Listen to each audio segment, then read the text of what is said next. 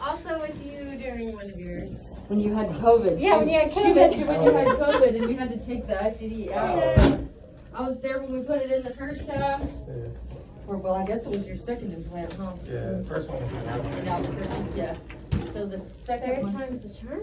Yeah, that's what I've been Did saying. they talk to you about why this might be happening? The third one? Well, your body just like, cause I looked at that whenever it was open, when you had COVID and we had to take it out, it was clean. Yeah. It wasn't like you had picked at it or anything. No, they were concerned because they didn't think, I don't know why they took it out, but Your I body guess was I don't trying know to get if they rid had of it. to or what. Yeah, your pocket was...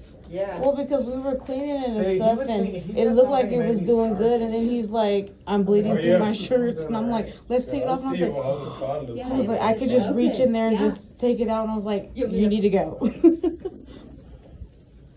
Yeah. Yeah, this is the one that came out. You already had one, yeah, and I put one that came out. We'll go on the right. Do you think he has a problem with the stitches? Huh? Do you think he has a problem with the stitches internally? Yeah, that's why we will have to do a lot of first. Multiple layers, very close ones.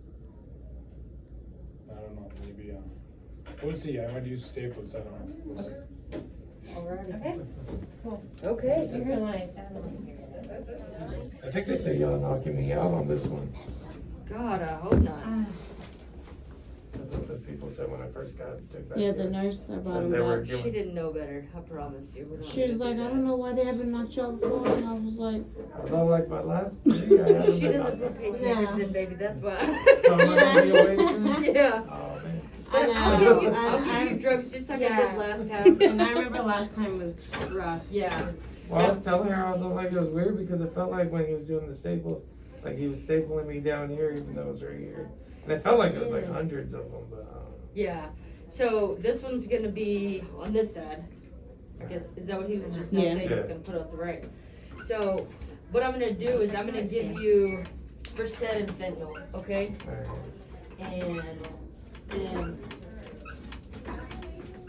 hopefully your vital signs cooperate and we can just give you a lot of it. Okay? Right foot, I have a, he has a gout flare up. I have a gout flare up, I guess. Uh-huh. Which is my big toe's all swollen, is what I'm saying. So be careful squeezing it. That's all I was asking. Just wanted to fill the tops. Did they fill the tops? Yeah, they marked it with like a little dot or something.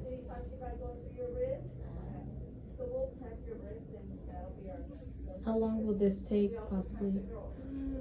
Hour and a half, Okay. maybe more. Well, if he... Well, because I was reading that, and where did I see? And I was like, 3 to 6 hours. Yeah. And I was like, I'm gonna be knocked out. That's the flat Yeah. time. That's flat They time if like- you're getting a cath. Okay. They, like, just check and they...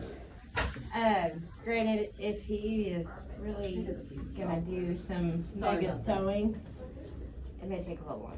Yeah. But That's- hopefully just an hour, hour and a half. Yeah, All right. that's usually what it takes. As long as it's just sewing it up. Okay. We'll take good care of him. All right. Love you, babe. Yeah, you can tuck that foot in if you want to. That way there's no. Well, it's weird because it don't like hurt like, but if I try walking right now, I'm gonna be lifting. Yep. Yeah. Well, it usually happens on my hand. All right, guys. So they've already taken my husband back. She said that the surgery could take about an hour, hour and a half, and it might take longer because they're gonna put extra sutures this time because today's April 18th, and he had the last pacemaker put in on like August 3rd or 4th, and then late August we got COVID, and I think just from all the coughing and stuff, it just didn't heal properly. So they're gonna put extra sutures this time to be safe, and they're also putting it on the right side instead of the left side because he's already had 2 pacemakers put over here that failed, so they're gonna put it on the right side. So I didn't sleep much last night because just anxiety and my nerves and stuff, so I might just try to go to sleep right now. I don't even know what time it is. Oh, let's look at his phone. It's 7:44, in Texas. That means it's 6:44 in New Mexico. So I'll be back whenever he comes back. All right, y'all. So he had his surgery this morning. They took him back about 7:45, and I just stayed in like this, I guess, a waiting room. I don't know. He had a bed and they wheeled him out in it. I stayed there, and then close to 11, I get a call from the hospital, which scared me because I thought something had happened to my husband.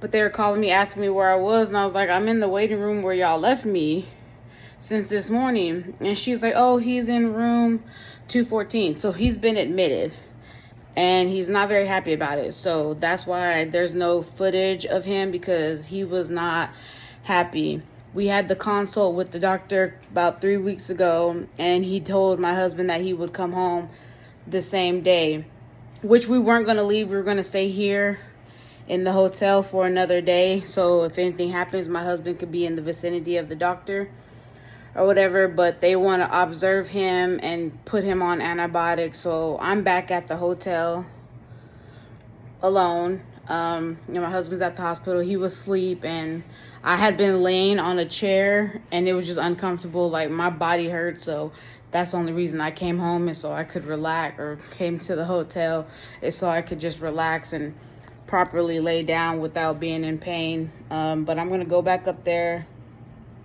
later tonight if he wakes up and is feeling all right. But I just didn't want to record because, like I said, he was pretty upset that he was getting admitted. My husband doesn't like being in the hospital and stuff like that. And then they were talking about some kind of rehab for him, kind of like physical therapy, but being at a rehab facility for like 2 weeks, and that made him even madder. So I just didn't want to get into all of that.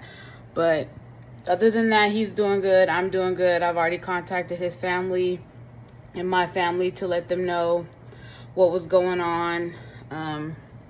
I'll just post whatever video I have sometime this week or whatever.